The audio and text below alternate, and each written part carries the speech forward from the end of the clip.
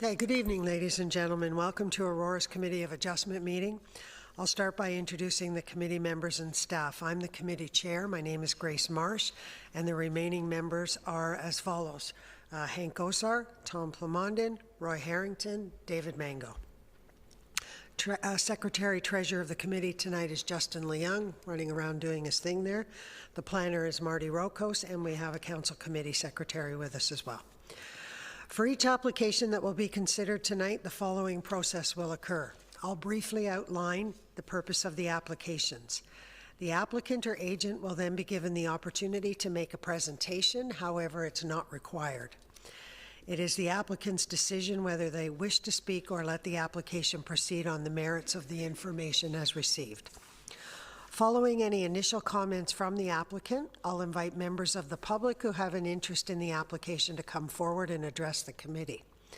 Those members of the public who wish to speak must clearly state their name and address and sign the corresponding request for notice form, which is on the table at the front here. Excuse me. After completing the form, provide it to the Secretary-Treasurer. Each individual may speak only once on an issue, and once discussion has commenced in respect of a motion, no further presentation shall be made. Excuse me. Please note this public meeting is being audio and video recorded. Your name, address, comments, and any other personal information provided is being recorded according to the Municipal Act and the Municipal Freedom of Information and Protection of Privacy Act. This will help our town clerk prepare accurate minutes and to create a record that is available to the general public, including posting on the town's website. Questions about this collection should be directed to the town clerk. Please ensure that all questions or comments are directed through me as the chair, and if relevant, I will request the appropriate person to respond. It should be noted that the applicant may be given the opportunity to respond to any question or comments that the committee feels relevant. The reports being considered tonight are available on the desk in front as well. Should you wish to receive notification of any of the decisions of tonight's meeting, please complete the appropriate form up there, but note that owners and agents will be automatically notified. You don't need to do the form. So we'll get going with tonight's meeting. Do I have any declarations of interest from any of the committee members? No. Thank you. Seeing none, I'll look for approval of our agenda tonight. Through the chair. I'll move approval of the agenda. Thank you. Second? Thank you. All in favor? That carries. Thank you. We have our past minutes in front of us tonight, and I do understand they've been amended based on the initial read, so we do have the amended copy in front of us. Could I have a motion for the minutes, please? David, thank you. Seconder? Roy, thank you. All in favor? That carries as well. Thank you.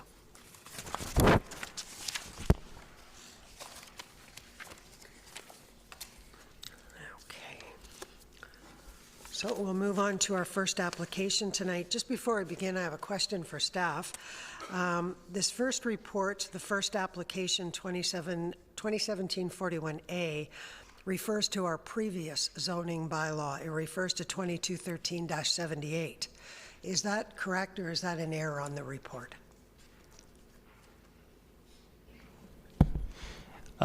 Through the chair, I believe, yes, I think I left the template there, but we did, it was midway through after this application had been submitted that we've, and I was going to mention it to you later on in the meeting, that the new bylaw is adopted. But yes, it is now all according to bylaw 6000-17. Okay, because we've had reports for a couple of months on the new bylaw. Just this one surprised me. Yeah, when the old one apologize showed for that. All right, thank you. So the applicant is seeking relief from the provisions of zoning bylaw 6000-17 corrected as amended, respecting to allow construction of a detached garage in a front yard of a subject property. The property in question is in an estate residential ER zone. Section 4.1.1 of the zoning bylaw states that any accessory building or structure shall be erected in any yard except the front yard. The applicant is proposing to construct a one-story detached garage in the front yard, thus requiring a variance from the provision of the bylaw. Application 2017-41B, the applicant is seeking relief from the provisions of the same bylaw respecting to allow construction of a detached garage with associated driveway within Oak Ridge's Moraine Zone lands. Section 14.1.2 bracket I of the zoning bylaw states, only uses, buildings, and structures permitted on portion of the lot that is within the feature shall be uses legally existing as of November 15, 2001. The applicant is proposing to construct a one-story detached garage and associated driveway, thus requiring a variance. Application MV 2017-41C, the applicant is seeking relief to allow construction of a detached garage with associated driveway within Oak Ridge's Moraine Zone lands. Section 14.1.2 bracket II of the zoning bylaw states that no development or site alteration shall occur on a portion of lot that is within key natural heritage features as shown on Schedule B of the bylaw without amendment to or relief from the bylaw. The applicant is proposing to construct the one-story garage and associated driveway, thus requiring a variance. 2017-41D, the applicant is seeking relief to allow construction of a detached garage with associated driveway within Oak Ridge's Moraine Zone lands. Section 14.1.4 bracket I of the zoning bylaws states no development or site alteration shall occur on that portion of the said lot that contains a significant woodland as shown on Schedule B without amendment to or relief from the bylaw. The applicant is proposing to construct a one-story detached garage and associated driveway, thus requiring the variance.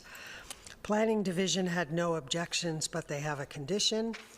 Building Division had no comments. Engineering had no objections. Operational Services had no objections, but they have a condition. Central York Fire Services, no comments were received. Electra Utilities had no objections. The Region of York had no objections. And the Lake Simcoe Region Conservation Authority had no objections, subject to a condition. Applicant or agent for this one? Yeah, that's what I just clarified. Is it on? Evening, Daniel Hadcock, owner.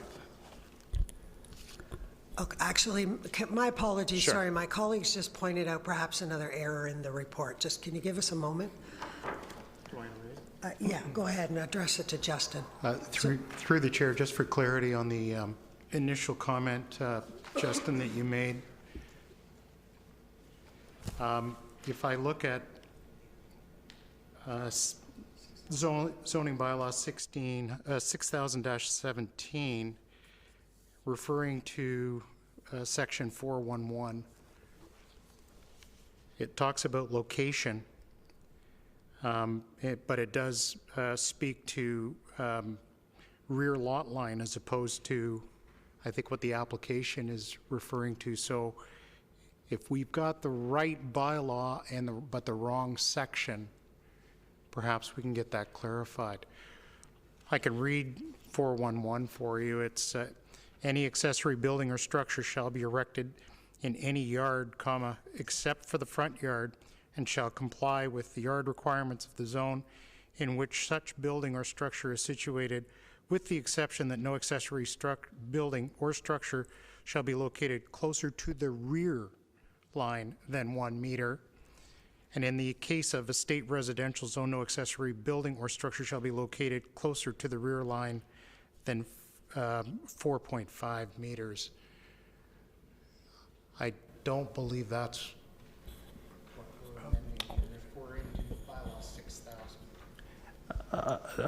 Through the chair, is that the first variance you're referring to? Yes, 41A. I do have here a revised preliminary zoning review from our building division, and I believe I circulated, but I could give it to you to take a look. And I did use this as my basis for the report.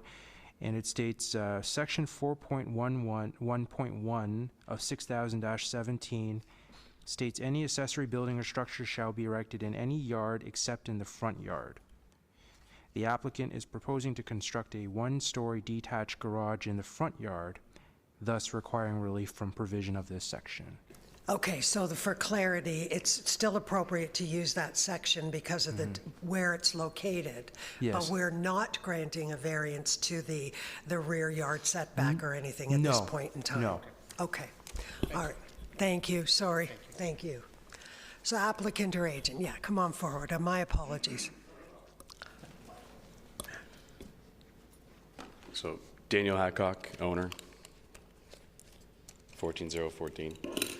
Yeah, so I just have some images I was going to show you, so to understand why we want to construct in the front yard versus the backyard. So there's the property there, and you can see it's all woodlot. So right in this section here is where we're proposing to build the garage, and here's a close-up of it. It's actually just a hill with weeds on it. So this is a least disruptive forest to build on, and it protects basically what we've tried to accomplish here, which is maintain all the greenery. So that's why we want to be in the front. There were some conditions that I read in here that the Parks Department's looking for. We've actually satiated a lot of those. They asked for a report from an arborist that's already been looked after. That was part of the natural heritage evaluation. And then there was another thing, they were concerned about trees and additional planting. It's not a great opportunity to do additional planting because it's very full of trees already. Okay, sorry, into the microphone Oh, if you sorry. don't mind. They asked for there could be a possibility of additional planting required. There's not really an opportunity because it's all forested lot. Okay, so we can't alter the conditions. We either approve this with those conditions, and I'd like you to understand and tell me if you're happy with that, or we defer it or not approve it. So the conditions are very quite specific, laid out from Parks, Recreation, and Culture Services. So I trust you're prepared to Yeah, meet that's those fine. with them? Sure. Okay, all right. As well as the conditions from the other departments, number 1 and number 3 as well? Right. Okay, all right. Okay, then I'll look to see if there's any members of the public who would like to address us on this application. Okay, thank you very much. Seeing none, I will look to the committee for any comments or questions. Tom? Through the chair, and I didn't get a chance, is there, and there's no elevations in my package here for the existing structure, is there a garage already? No. There is not, eh? No. So the driveway that we see there, it just comes up to the front of the Right up to the front of the house. front of the house? Yep. Okay. Thank you. Through the chair. Question, yeah. So, can you just put that picture shows that sort of open area? Yeah. Approximately how far it will be the building from the vegetation? How far? From The vegetation, the building, how far will that be? about there. Okay. Okay. Okay, thank you. Mhm.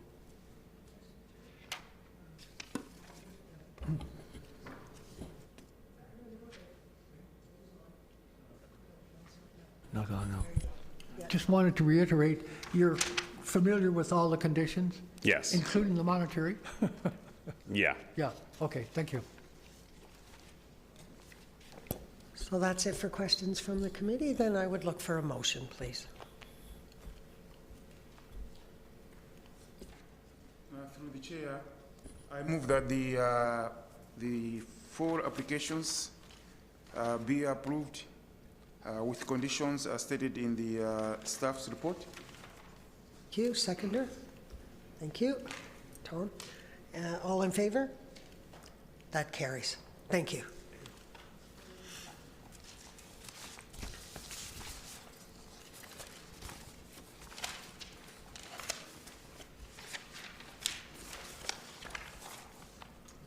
Sorry.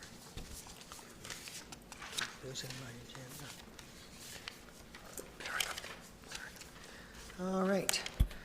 So the second application we have before us tonight is a consent application. And again, before we start, I have a question for staff on this one.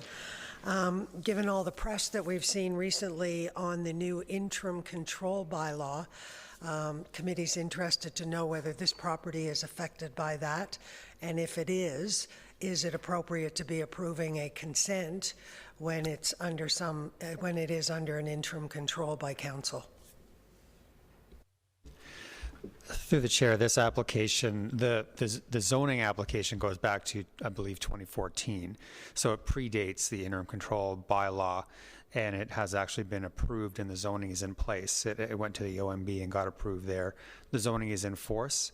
So this, and this application was submitted as well before the interim control bylaw. And my understanding of the bylaw is that a consent application that complies with all of the zoning provisions wouldn't be affected. Excellent. Thank you very much for that.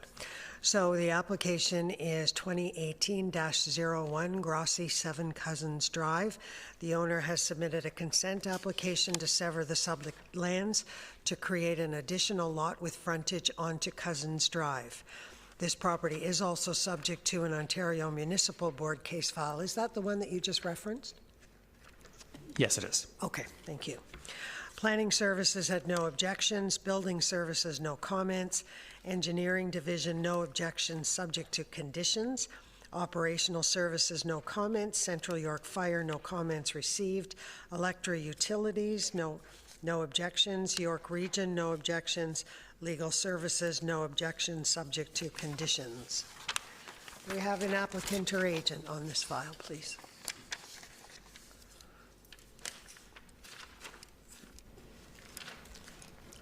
Good evening. My name is Nunzio Grossi, and I'm the applicant, and I also live at 7 Cousins Drive. I made the application direct with the planning department, and I'm here today to hope to get the consent on this application. Okay, excellent. Thank you. Are there any members of the public that would like to address this? It says here, of similar size and shape of the existing residential lot on Cousins Drive. I don't know where that statement comes from. Definitely not the size of the lot that we reside on now, nor is my neighbor, nor is the other neighbors. So it's similar size does not fit my definition. Okay? So this is what I have to say on this, and I hope that this council will reconsider of granting this application. Thank you for your time. Thank you very much. I've made note of your comments. The one thing I will just say at this point is that we can't deal with future applications that may or may not come before us. So we can only talk about this one, not about any others. So we can't, I mean, we hear your comments. They are now on the public record, but this committee is here to deal with one application before us tonight, and what may or may not go on in the future is not something that we can address. So unfortunately, that's the restrictions of our authority. I understand that. Just basically what's the key word here? We are setting precedents. Okay. Okay? Yep. If the town wants to collect more tax on properties, then you increase the tax by the lot, not to subdivide lots Okay. and get the tax with more people. Okay. That's where I'm getting at. Yep. Okay, thank you very much. And I will direct your other question to staff. A comment was made in the staff report that the residual lots will be similar to others on the street. Can you maybe speak to that? What is the average size of a lot on the street? Once it's granted, Sorry. Now I'll ask you to sit now. We've taken your question and we've addressed it to staff. We'll give them an opportunity to respond. Thank you, sir. Madam Chair, the severed lot that's being proposed here is 13.1 meters, which is a bit over 42 and a half feet wide. The retained lot would be 10.86 meters, and it would actually widen towards the the back of the lot, because it's a tapered lot line, so it gets wider towards the rear. So that's when it says similar to, that's what I mean. It's the size of the lots are not as small as what was being characterized, I guess. I don't actually have a number for the average lot size. It would be about, in terms of width, I don't have a number handy right here, but it would be about, say, 15 meters, give or take. Okay, I wonder if I could get you maybe to put the diagram up. I think it might help to show the key map diagram, if you don't mind, which is what we're given in our package. And there's just a couple of things I'd like to point out if you put that up, which may help address.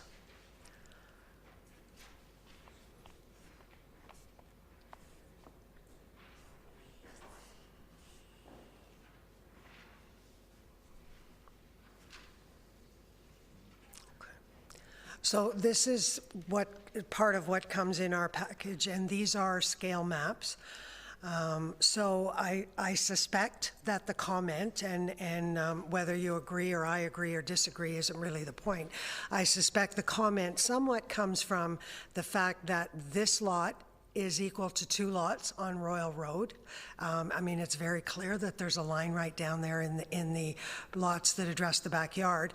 And when I look going east on the street, it also would appear that most of those lots, as you go down the street, are narrower than the subject lot. So we look at these scale maps, we read the comments, and seeing this, I suspect, for me personally, that made some sense, and I will be allowing all of my other colleagues to have their comments on this as well. But just to kind of address some of the points that you raised. Are there any other members from the public that would like to speak to this? We'd like to get all of your comments on the record, and then we'll let the committee also have some comments. Would you like to speak? Thank you very much. Just give us your name and address at the microphone, and be great. Thank you.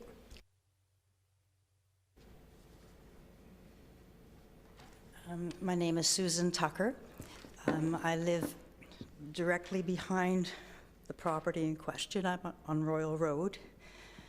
I don't honestly know if this is the right forum to discuss this, but while the first house was being built, he was constantly burning refuse in the backyard.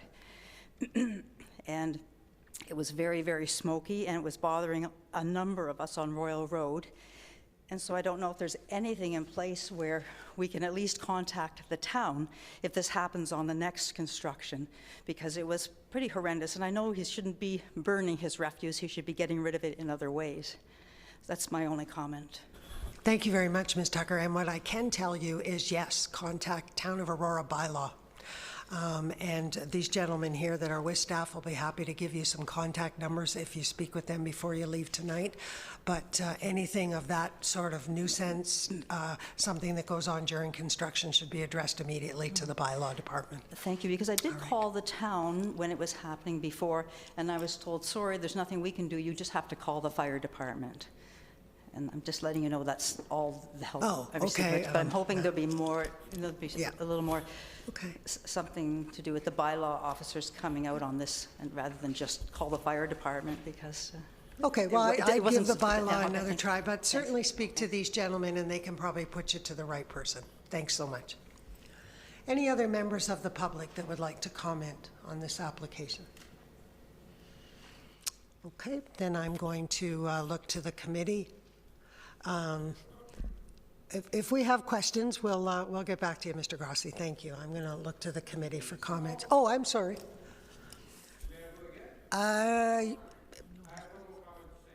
You are limited to one, but okay, we'll give you. Just come to the microphone, but don't repeat yourself.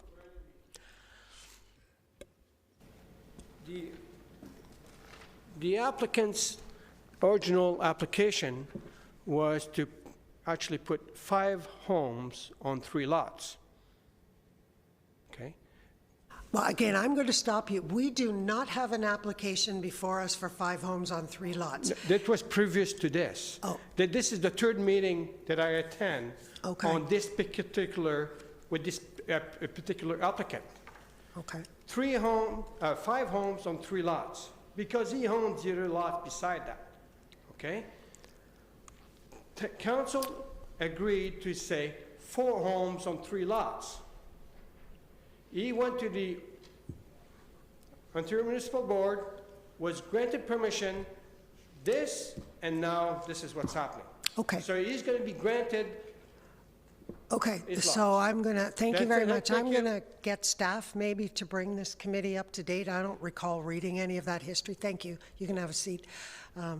Would staff maybe bring us up to speed on that? Yeah, sure. The initial application to council was for a rezoning with a concept plan to have, basically what is now there is 3 homes on 3 lots.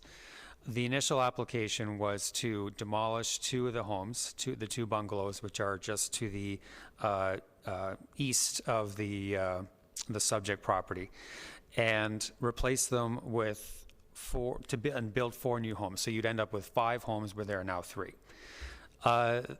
Council's comment, I don't have the council extract with me, but my recollection is the same as the gentleman who spoke, that council would have been able to support 4 homes, weren't there now 3 instead of the 5. They felt the 5 was too many.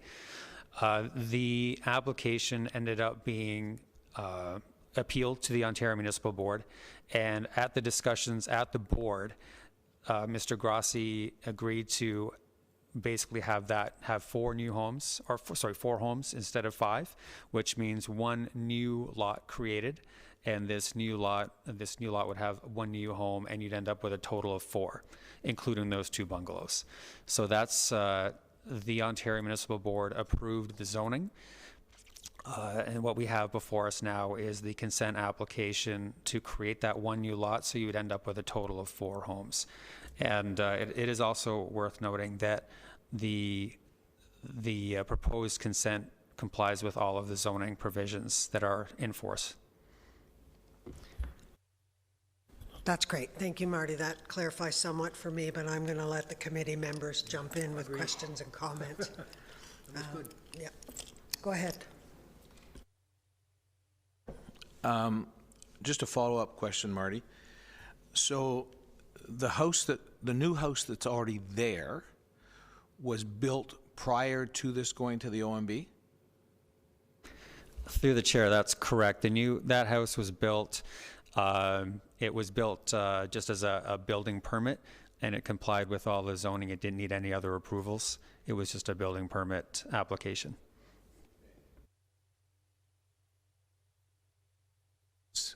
For what's happening here today, or we're being asked to address today?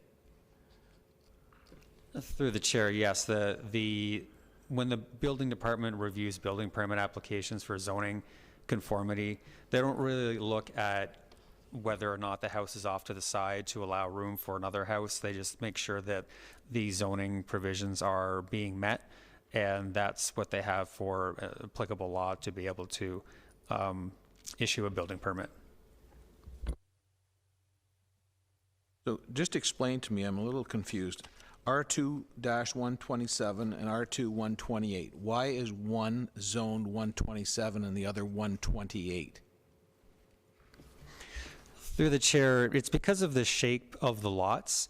The lot to the west has a narrower frontage along the street, but it widens towards the rear of the property. So it's larger at the back but narrower at the front. So it has a narrower frontage in the zoning. That's the R2-127. And it also has a shed in the back that has that incorporated into it, the reduced minimum yards for the shed.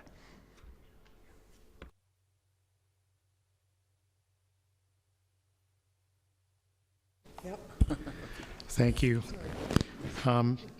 Through the chair to staff, I noticed that on the second page of the report, it refers to supplemental information with regards to the height specifically that it have a massing for the structure. I'm looking at the elevation that was attached to our package.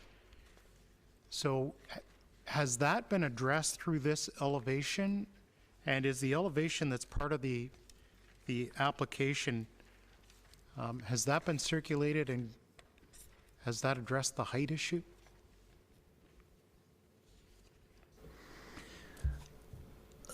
Through the chair, which part of the report are you referring to? Through the chair, I think I know which comment you're making, and I'll have to, that's actually for another application. This actually is not in a heritage area, so apologies there. You should redact that. It's not applicable to this area. They're not heritage properties here. Yeah. Yeah, because the other thing that threw me off there was the reference to Tyler Street. So if there's any confusion, you know, for Mr. Grossi and/or those that have spoken, when you're reading this, I'm not sure it belongs there at all. Okay, so just for clarification then, for everyone that has a report in their hand, page 2 of the staff report, we're talking about the third section, supplementary information, and I understand that should not have been there at all. Is that what you're saying, Justin? Through the chair, yes. I think that was for another application recently, but this property in question is not a heritage property here. Okay. I guess just a comment from me. Quality control is rather important here. So if you would put a big X through the paragraph called supplementary information on page 2 of the report, it's not applicable, and my apologies on behalf of staff and the committee for that. Thank you very much. So, Mr. Grossi, I noticed, yeah, I was going to give you the opportunity. Yeah, please. So when I was bringing that up. Okay, I want to complete the document that you asked. I have documents here that all the drawings are here, and it's already been approved by the preliminary zoning review that it's all done, all the homework is done, it's stamped it's good to go. The side yard, the setback, they're all in place. I have more than what the OMB gave me. I have 1.5 instead of 1.2 in the inside yard. I got grading plans here stamped, approved, and I got the height approved, and all the setback is right here stamped. If you want to see it, I had it done at the building department and planning department. The only reason Mr. Grossi, we're only dealing with the consent, as the chair just let me know here, and correctly, we're not looking. The only reason that whole comment came up about the elevation was because of the section that was there that is no longer. Okay. So when you come forward, when it's time to, if the approval is given this evening, you'll be able to submit all of that to the town and get your permit accordingly. Okay, then. But yeah, no, I saw you raising your eyebrows when this came up, so I didn't want to confuse anybody. Just in case, like there was a missing document, and they did not circulate planning or building, I have it. That's all. Yeah, no, and as we said, we don't want that tonight because it's not before us to really talk about the building, but the committee raised it because there was a paragraph in the report that alluded to it. So doing our job, we just needed some clarity. So now that that paragraph is out, we are not dealing with what you're building on there. Staff will deal with that when the time comes for your building permit. Okay, thank you. Okay, we're just dealing with whether the lot gets severed or not. Okay, thank you. The elevation was there, so. Yes, yeah, no, I hear you, yeah. Okay. Okay, any other questions? Okay, David, you've been patient, thank you. Well, thank you, Chair. Actually, thank you for providing those, because my question is to the staff. I would refer to you to It's actually the application itself, and there's sort of handwriting notes. I just want you to explain so that it's clear. I know somehow, I heard somehow what was said, but I just wanted you to confirm. So you see, handwritten, it's dated January 16, 2018.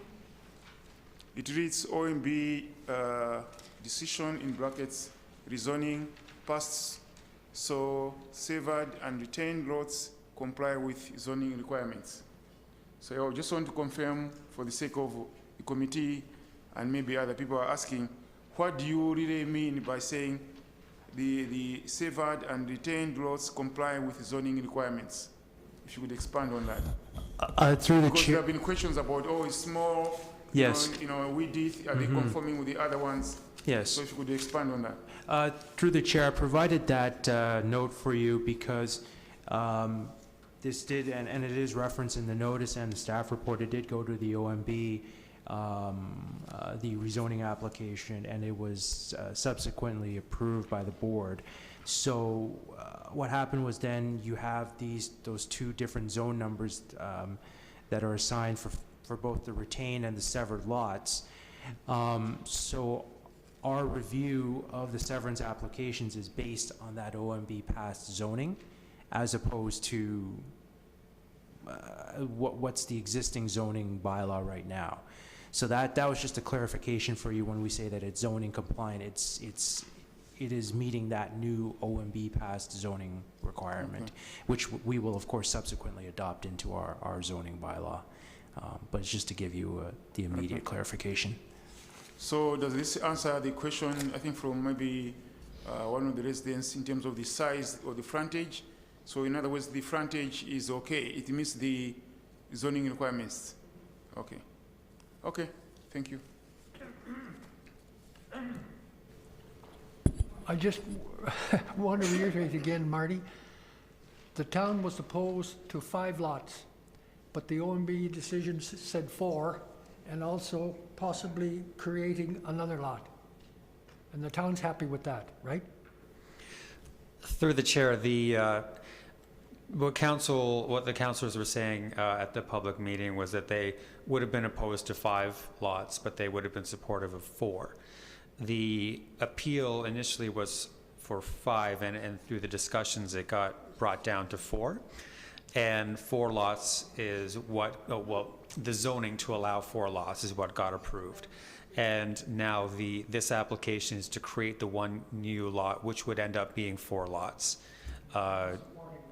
That basically this is the 4 lots that the councilors were saying they would have been in support of. There's no other new lot, and there's nothing else being applied for at this time other than to create this one lot that's before us today. Thank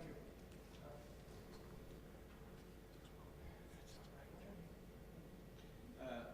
Another question for staff. I'm looking at, I guess it would be point number 2, page 3, top of page 3. What does that paragraph mean? It refers to 2 copies of a draft reference plan showing the subject lands substantially conform to the application as submitted, and then 1 copy must be submitted prior to the issuance of the certificate of official what?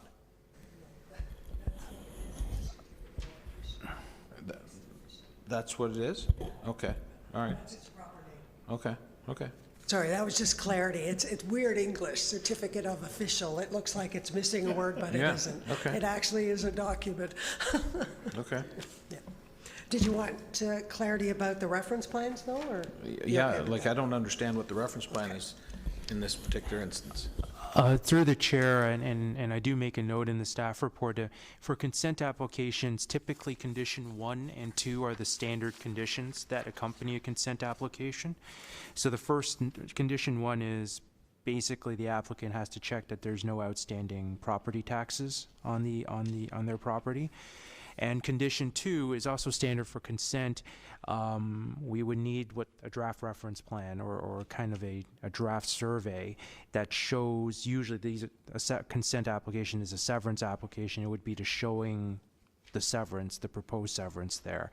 And so we would usually request one of those plans to be provided to us for our review and to ensure that it is consistent with the original proposal that they submitted to us.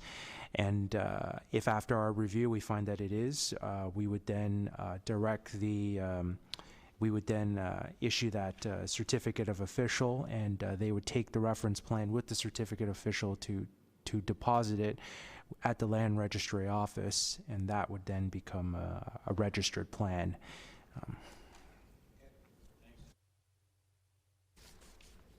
Okay, one last shot for committee. Any other questions of either the applicant or staff? Sorry, once we've begun deliberating for our motion, we're typically not, that's what I read at the beginning. So I think we're clear. We're looking at, this gentleman owns 3 lots. One of them is being severed into 2, and that's what the application is before us tonight. You'll be left with 4 lots, which the OMB has ruled is in compliance with our zoning. I think that's a decent summary. So I will look to the committee for any last comments and/or a motion, please.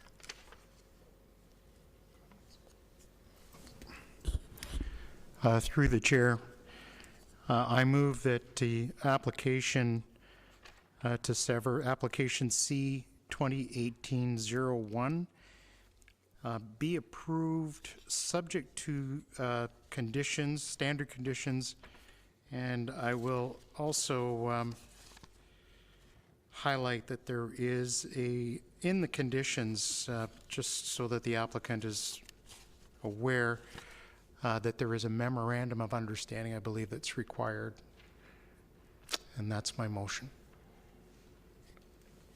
Is that condition number 3? Is that in number 3? It's 4. 4, number 4. At the okay. bottom. So we have the 2 standard and 2 additional conditions. Right. Thank you, and 1 you've highlighted. All right, do I have a seconder for that? Thank you, Hank. All in favor? That carries. Thank you.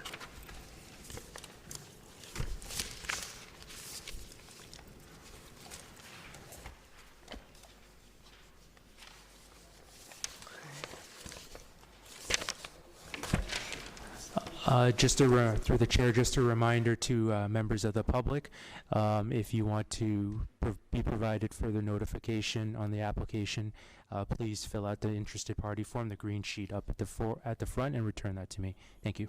Yep, thank you very much, Justin. The applicant will be notified, but anybody else that wants a copy, please fill out the form. Thank you very much. Okay. So the next application before us tonight is a minor variance application for 95 Eric T. Smith Way, MV 2018-01A through C. The applicant is seeking relief from the provisions of zoning bylaw 6000-17 as amended, respecting to allow a reduction in minimum lot area. The property is in a business park exception E-BP bracket 349 zone. Section 10.2 of the zoning bylaw requires a minimum lot area of 1 hectare. The applicant is proposing to construct a 6-story hotel with a minimum lot area of 0.81 hectares, thus requiring a variance of 0.19 hectares. Application 2018-01B, the applicant is seeking relief to allow an increase in the maximum building height. Section 10.2 of the zoning bylaw requires a maximum building height of 13.5 meters. The applicant is proposing to construct a 6-story hotel with a building height of 23.0 meters, thus requiring a variance of 9.5. And application 2018-01C, the applicant is seeking relief to allow a reduction in parking spaces. Section 5.4 of the zoning bylaw requires 1 parking space per room plus 10 spaces per 100 square meters devoted to public uses. For a proposed hotel use, 151 parking spaces required. The applicant is proposing a variance to the required parking rate for the uses proposed to allow 113 parking spaces thus requiring a variance of 38 parking spaces. Planning had no objections, building had no comments, engineering had no objections subject to a condition, operational services no comments, Central York Fire no comments received, Electric Utilities no objections, York Region no objections, Ministry of Transportation no objections subject to a condition, and the Town of Whitchurch Stouffville no comments were received.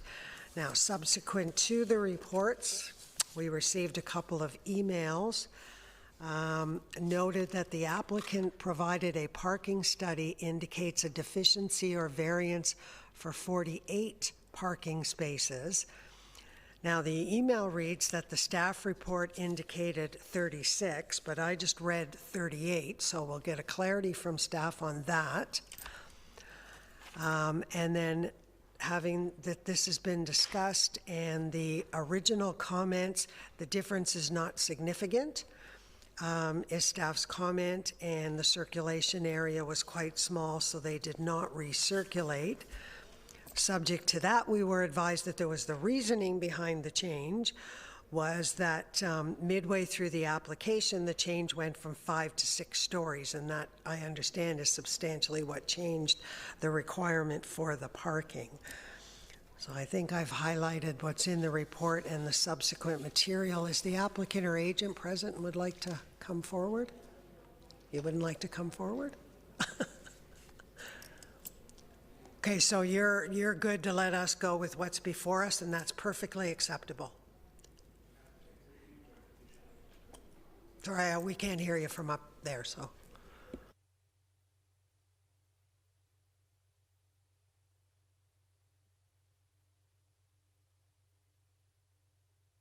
Sam Sergius. I'm from Chamberlain Architect, the designer of the hotel there. So I'm pleased to answer the question. If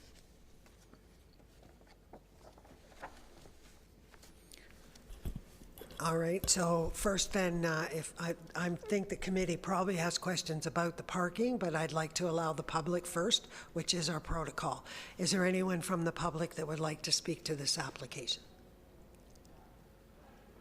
Okay, seeing none, please come back to the microphone, sir, and I'll allow the committee for any questions or comments that they have. David? In the public areas, especially the meeting rooms, of course, I'm not sure about the rooms, whether it's the number of rooms related to the area.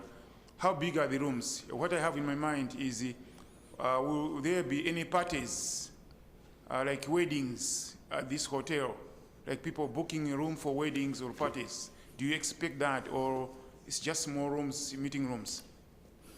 normally for this kind of hotels, it is a very small meeting room, and this meeting room for a conference or something related to the hotel residence. And the amount there in the study, it states the other areas which is including the pool and all of these stuff, and the entire area called as a public. It is meant to me, is meant for the public. However, the entire amenity area in the hotel, including meeting room and the breakfast area and all of this area, is only for the hotel services.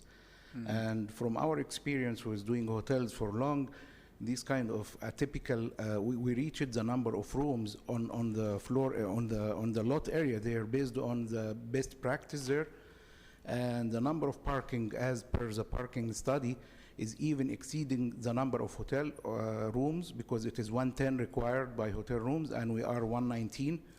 And it is 9 spaces extra on that if it's considered as a party or anything like that. So this kind of number can cover the surplus. Okay, maybe let me also ask in a different way. You are saying your company is building this hotel, is designing this hotel. How big are the rooms? Let's say length and width. The biggest room. The room is normally is around 460 square feet.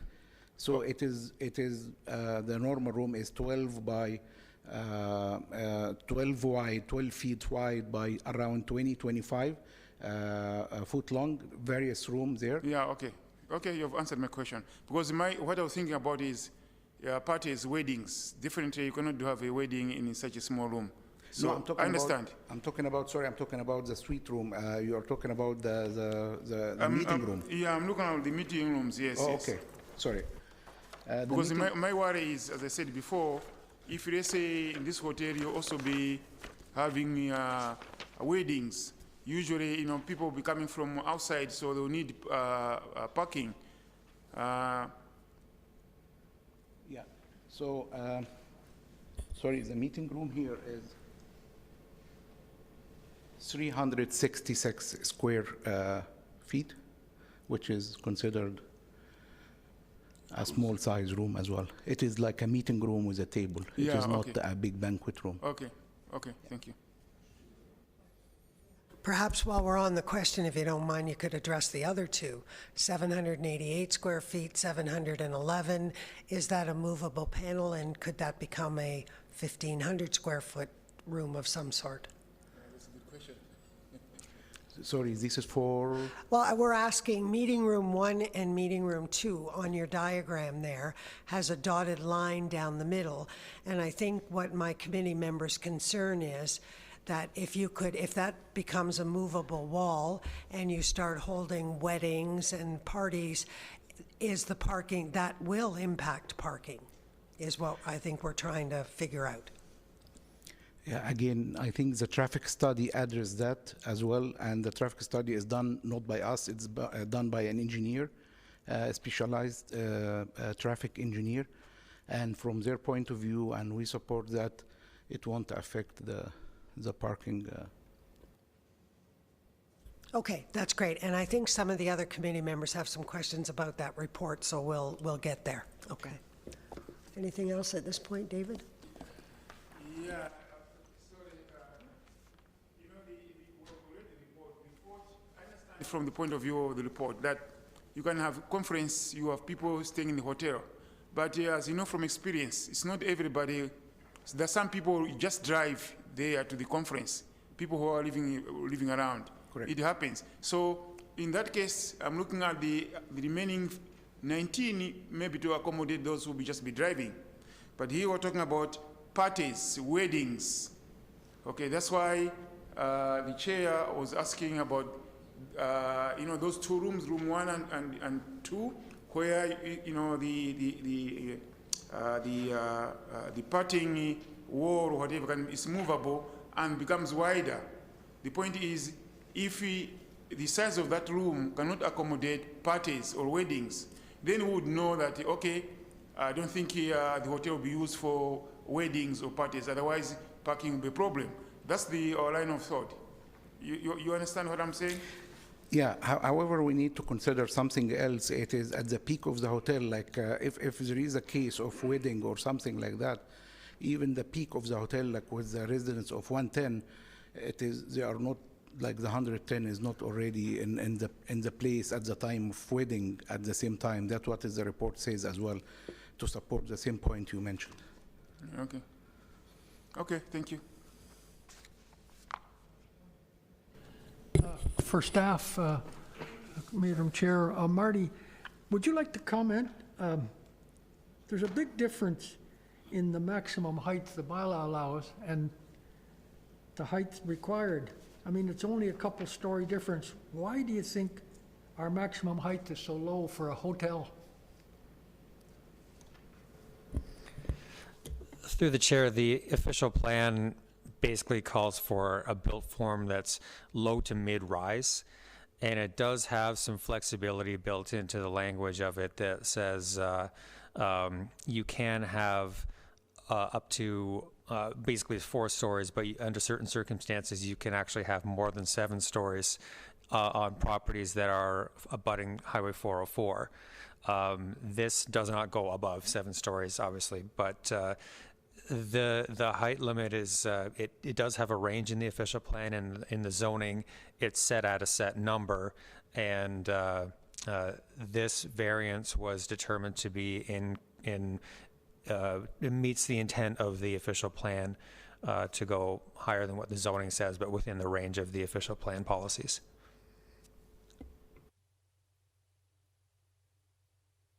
Thanks, Marty. Thank you. Okay, now, I'm sorry, you are also part of the applicant team? Did you have something you wanted to add? Please come forward.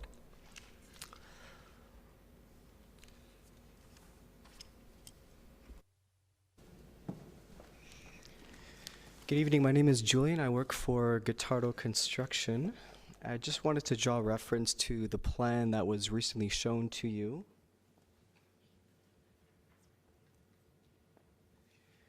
The plan that was shown to you was an old plan that was submitted initially with the application for the 5-story building. The application has been revised. The floor plan has also been revised. So I'll draw reference to the meeting room.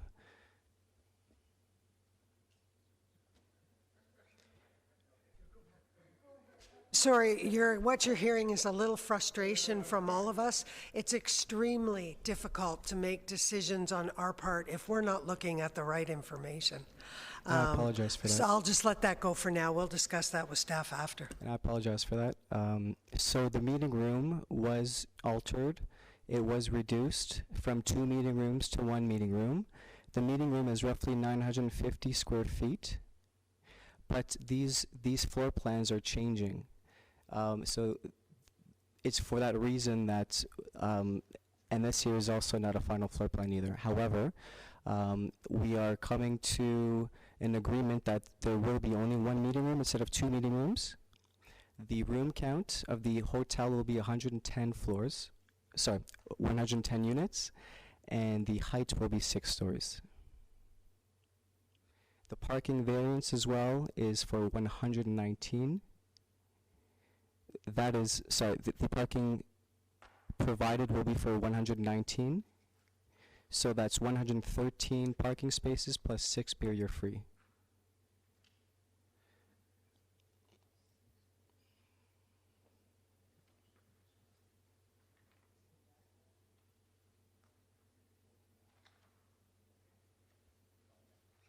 Apologize for that, but I wanted to draw reference to the evolution of our plans.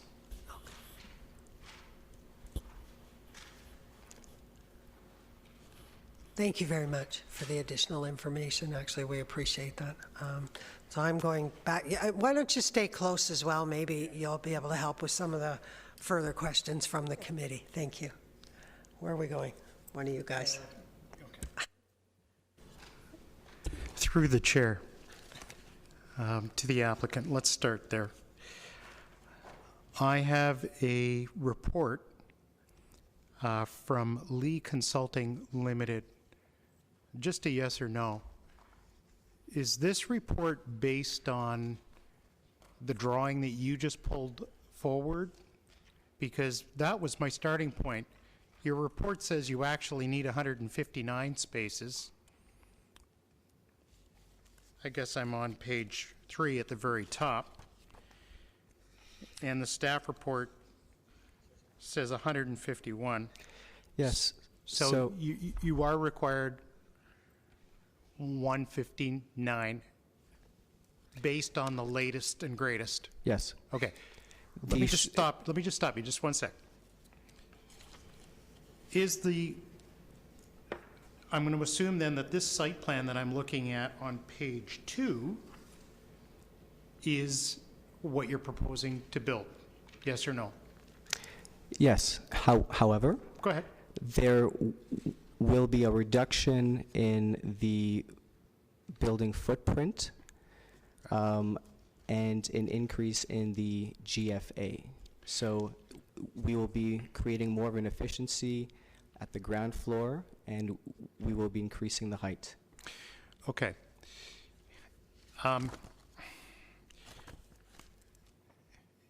Let me ask you then another question. Do you anticipate that there will be any other further changes? Because when you, I'm going to assume again that if this has been reviewed by staff, the one that's included here in your traffic study, if that has been reviewed by staff, then we aren't looking at any other variance based on your shift in GFA, your shifting of the hotel. And I'm going to assume that there's got to be some site issues because now you're telling us that there's actually more parking, correct?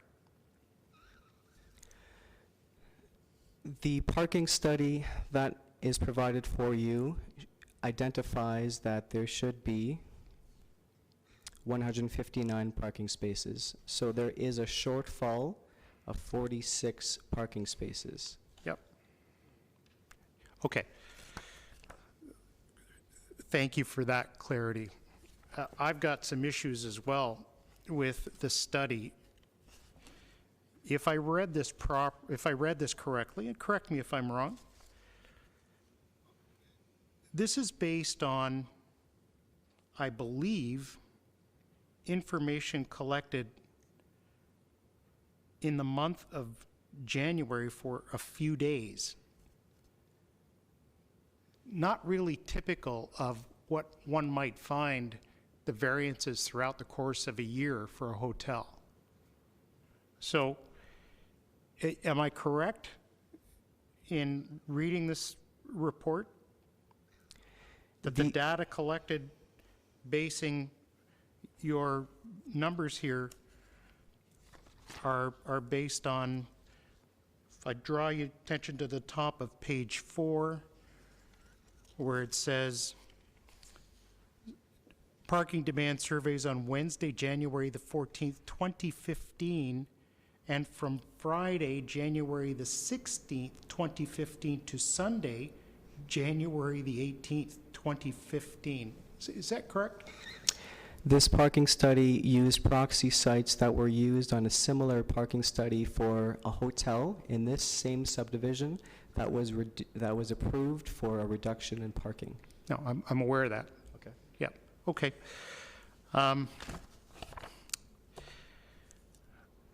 Okay, I'm going to stop there and let other members of the committee speak on this.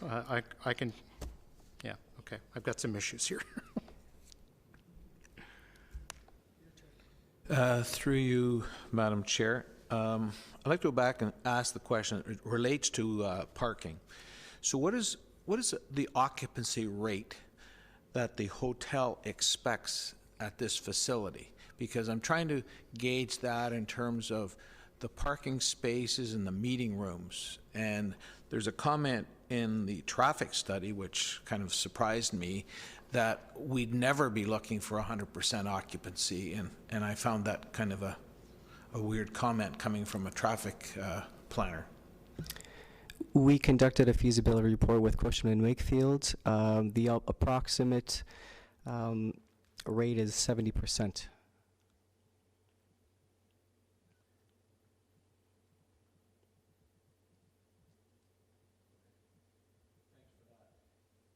Follow-up question then. I look at the need for parking spaces, and it talks about public use. Are staff parking requirements ever included in these numbers, or is that something totally off the grid?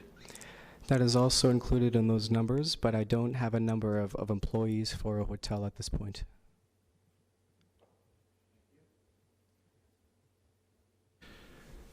Sorry, supplemental to staff.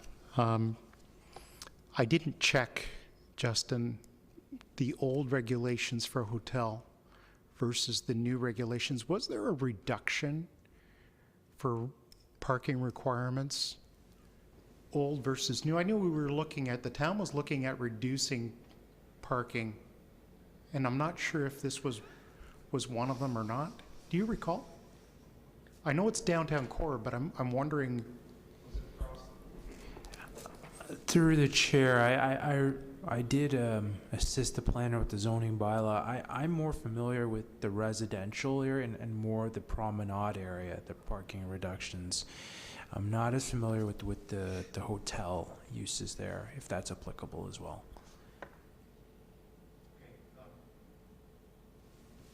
Thank you, Justin. And so we're still looking at gosh, we're looking at almost a third in reduction over requirement. A third. And okay, that's fine.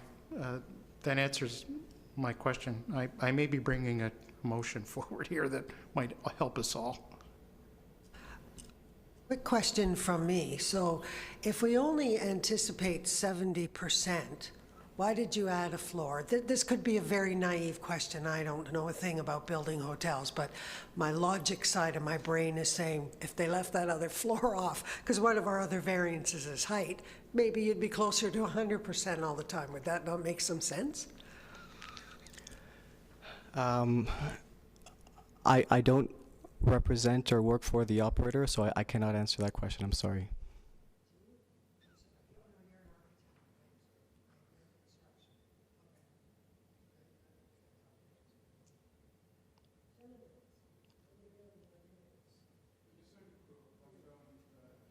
Through the chair. In the report, I don't know, do you have a copy of the report, the traffic report? Yes. I just want the confirmation here. So on page 3, the last but one paragraph, just see the paragraph above the title review of proxy parking demands. That paragraph there, correct me the way I'm interpreting it.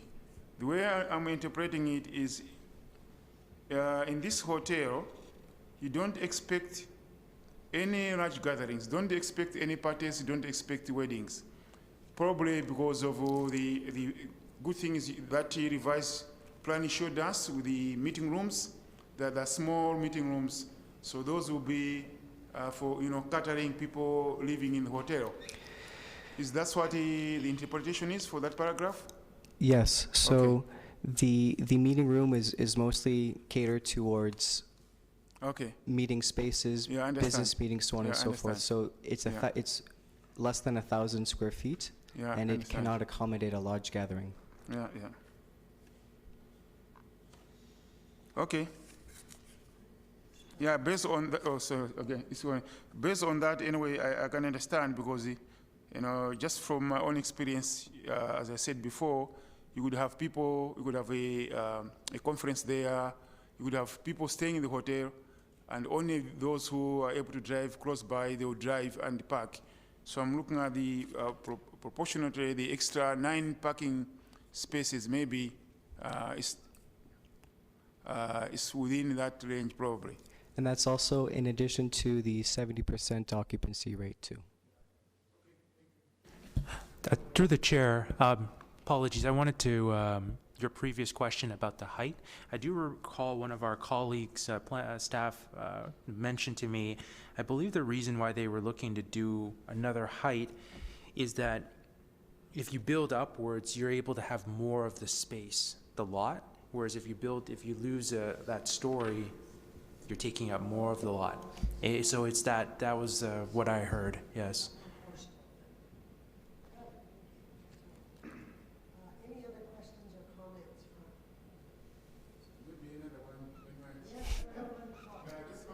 You mentioned that now you made the footprint a bit narrower and increased the height.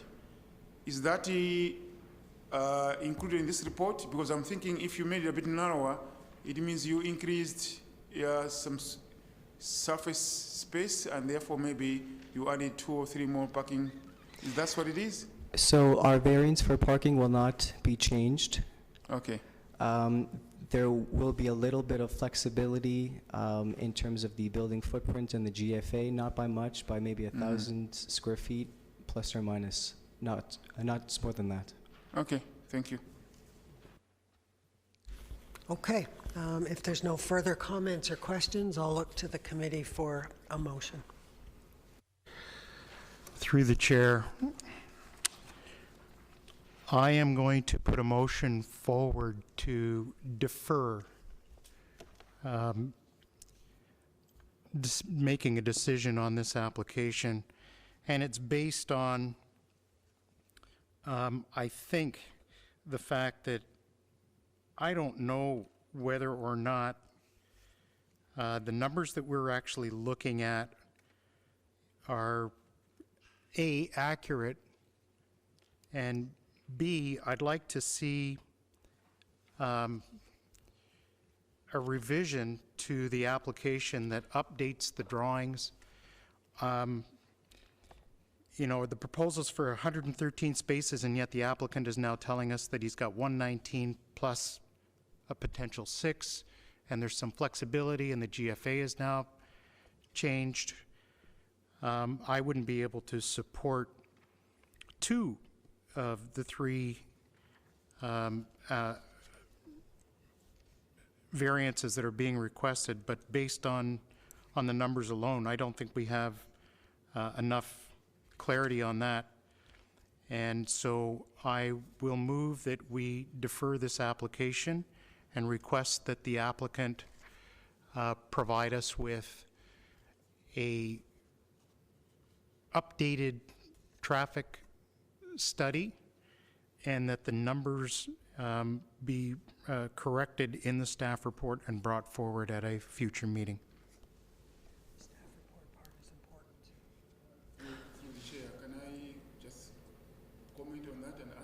You certainly can. I'm looking for a seconder, so if you'd like to. Before that, I don't know.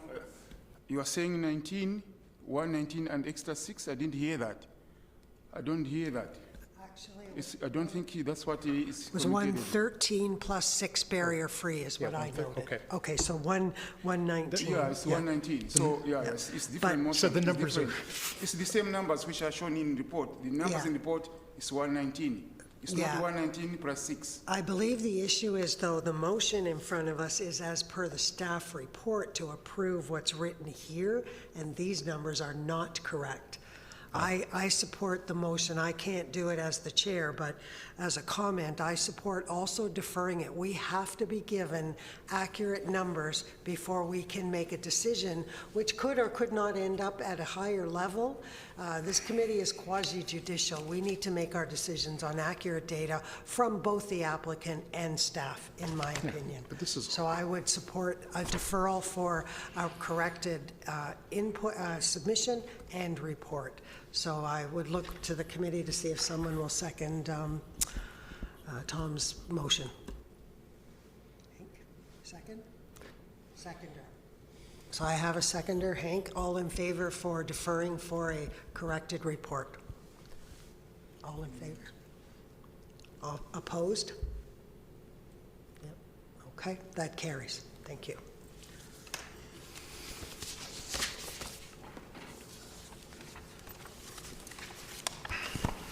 All right, and our final application tonight.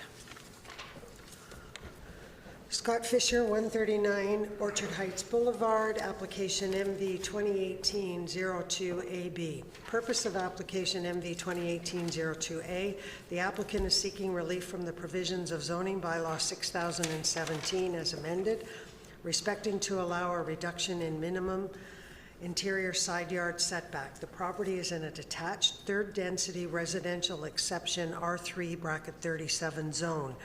Section 7.2 of the zoning bylaw requires a minimum interior side yard setback of 1.2 meters.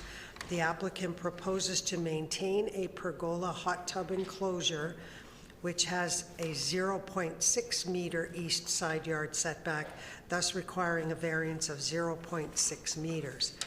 Application MV 2018-01B, the applicant is seeking relief to allow a reduction in the minimum interior side yard setback. Section 4.20 of zoning bylaw states eaves may project 0.7 meters into any yard. The applicant proposes to maintain a pergola hot tub enclosure with eaves projecting 0.74 meters into the east side yard, thus requiring a variance of 0.4 meters. Planning Division, no objections. Building, no comments. Engineering, no objections. Operational Services, no comments. Central York Fire, no comments received, and no objections from Electra Utilities or York Region. Applicant or agent on this one?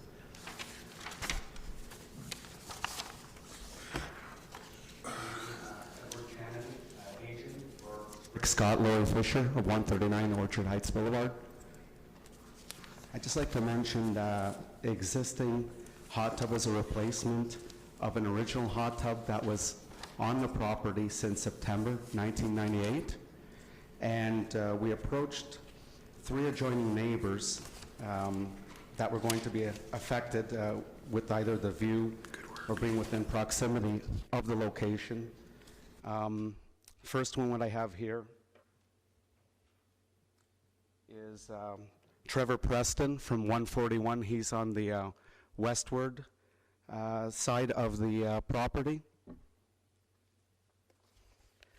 The next person who also signed on January the 7th, 2018 is Dr. Edward Seuss and Oksana Bajinski, who are directly to the east and closest side of this area, who would be affected the most.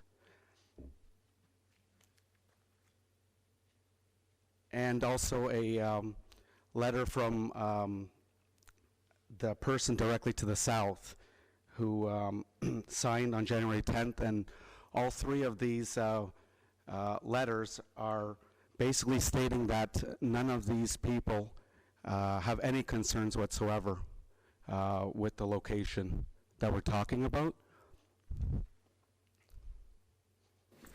Okay, appreciate that. Thank you very much. Are there any members of the public that would like to speak to this application? Okay, seeing none, thank you very much. I'll look to the committee for questions or comments, starting at this end. Thank you.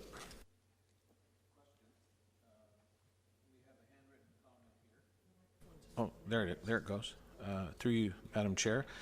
We have a handwritten comment dated January 15th. It says the structure has been constructed, building investigated due to resident complaint. I find that an interesting comment because we've just heard from the agent who says that the 3 parties on 3 sides are all okay with it. So could you please explain that? Through the chair, yes, there was a resident complaint, and our building inspector did go and inspect it and raised an issue with the zoning, and so then they chose to apply for the minor variance. The planner mentioned to me that the complainant is actually a couple houses down from this subject property, so they're not actually one of the adjoining neighbors to this property.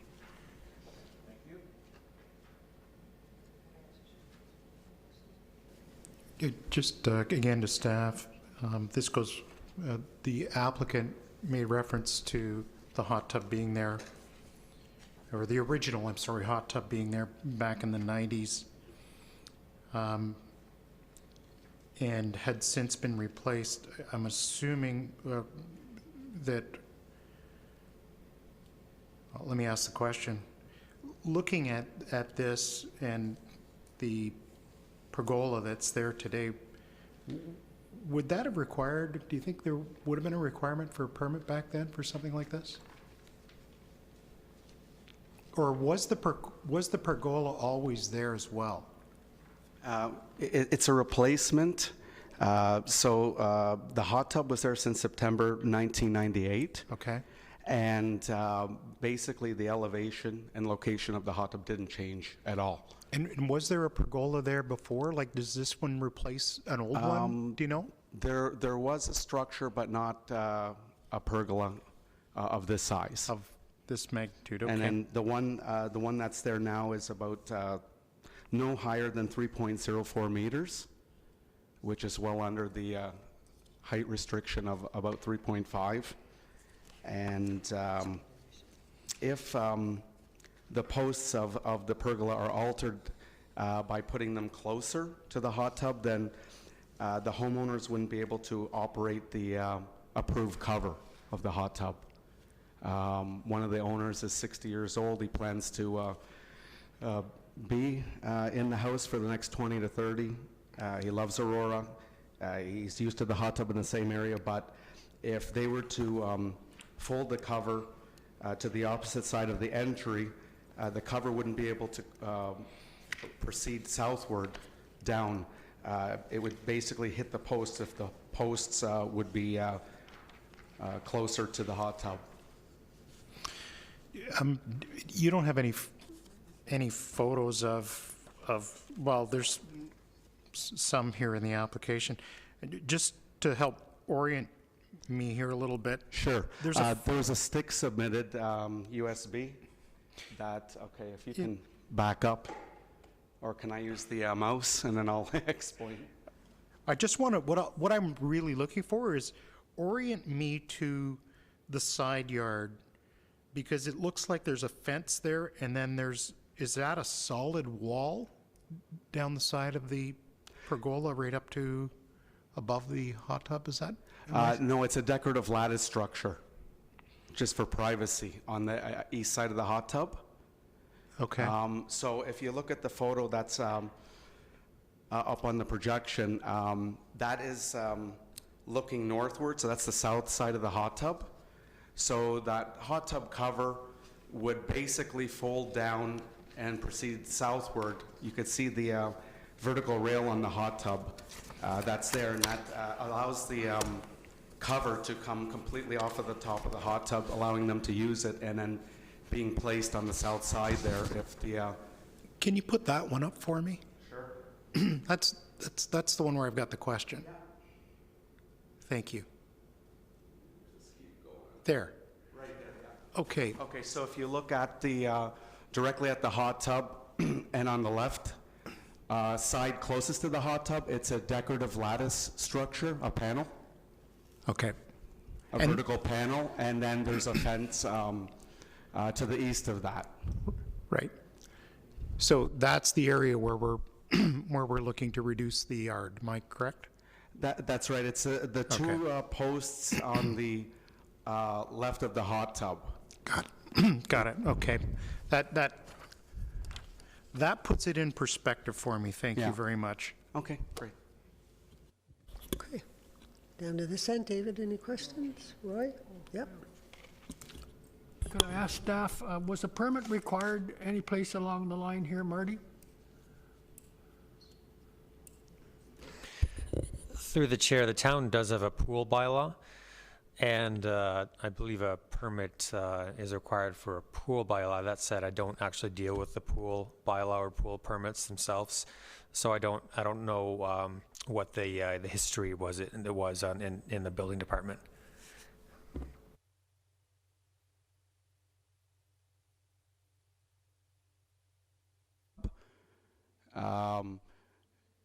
That was submitted and approved. Pardon me?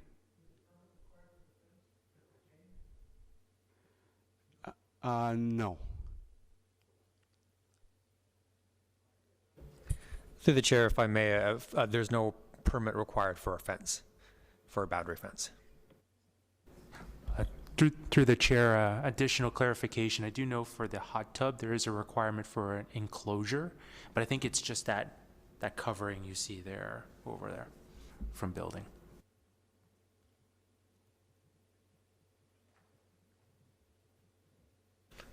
Thank you. Then no further comments. I'll look for a motion, please. The two applications be approved as presented in the staff's report without conditions.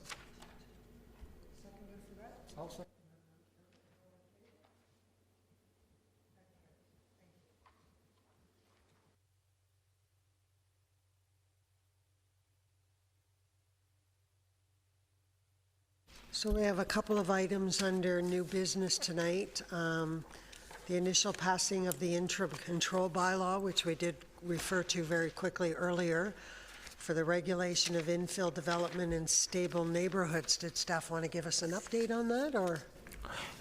Yeah, through the chair, and you had referenced it earlier, so some of the members may be already aware. On January 23rd, Council did do their initial passing of an interim control bylaw for infill development in stable neighborhoods. And this is in response to some public concerns regarding infill development. So that has been passed initially, and it would put a one-year freeze on infill development in specific geographic areas in town.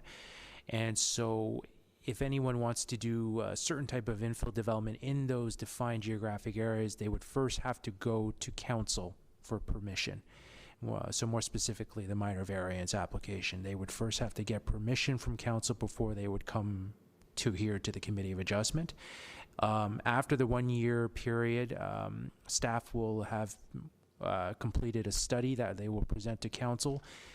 As you know, infill development cannot be prohibited, but the study will provide possible recommendations on further control and regulation of infill development in town. Did anyone have any questions of staff on that? Oh, I was just going to comment. Will that, do you think, reduce the number of meetings that we have or the number of applications we get? It's hard to say, I guess. It'll be hard to say. I mean, I think we're still doing. We just sent out a note. Actually, I was assisting. We just sent out a notice to certain residents in certain geographic areas, letting them know about the interim control bylaw, and we're going to have an open house as well. So there are some final details to work out. More specifically, which geographic areas should be covered by this bylaw. But we'll have to see once it's in force what happens.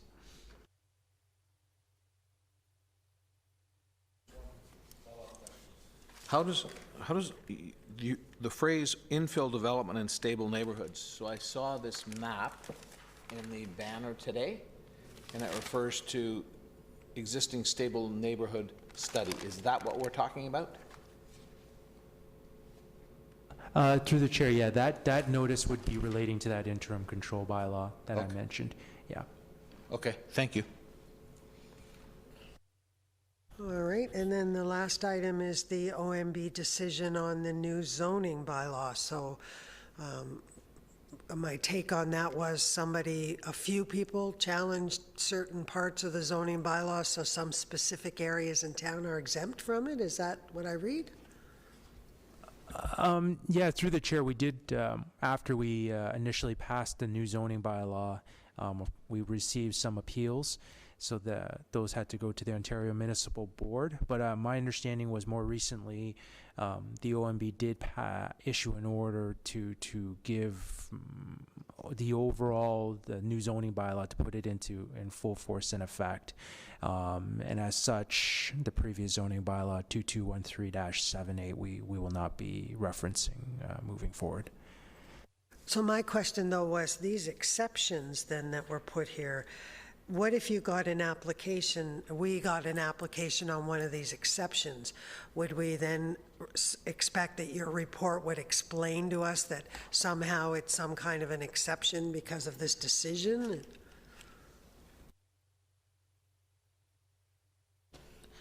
Through the chair, which exceptions are you referring Well, to? so I'm looking at the OMB decision, and it talks about some very specific addresses in town.